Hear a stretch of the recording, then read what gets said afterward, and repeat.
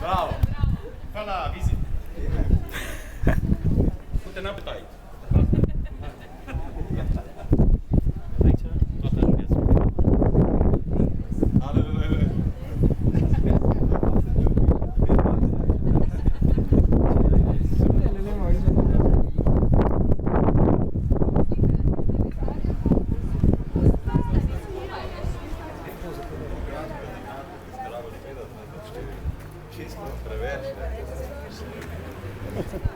mulțumim frumos! Dar din ce?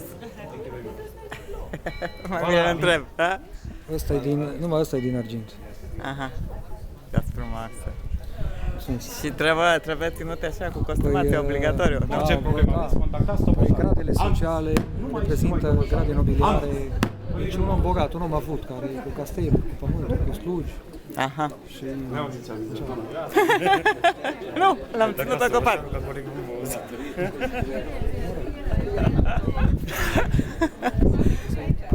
Tot ne-am întretenit, hai să facem mai mult. Faci și noi cu actorii.